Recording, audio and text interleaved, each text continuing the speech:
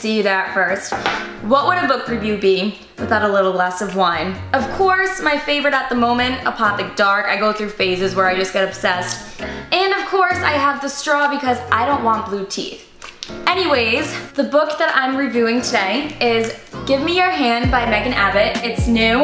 Guys, I get almost all of my books at the library. I am a huge advocate for library. That's what our tax dollars go to. They have everything you could possibly want. So instead of wasting your money on books, definitely check out the library.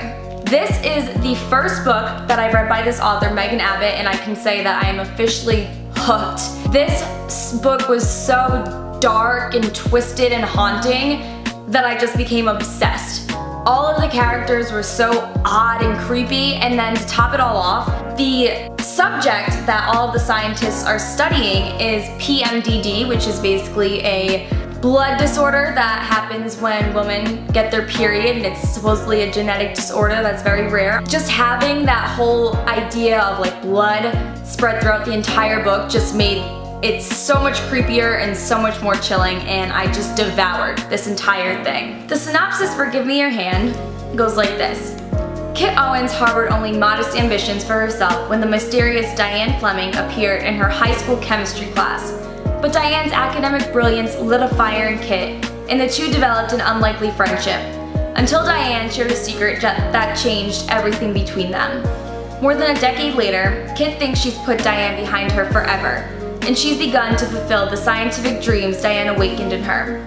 But the past comes roaring back when she discovers that Diane is her competition for a position both women covet, taking part in groundbreaking new research led by their idol.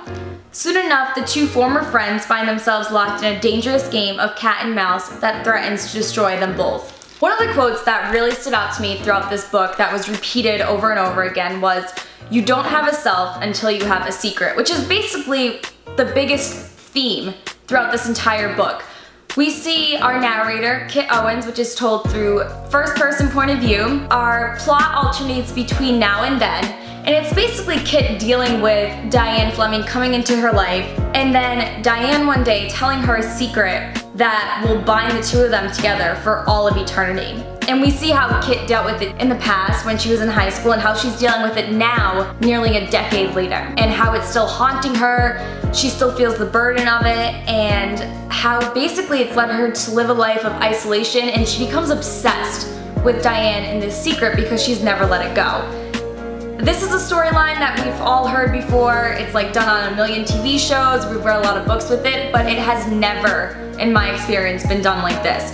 It was so creepy, and I loved it. This is just something that's completely different. If you think you know the story, then think again, because you are completely wrong.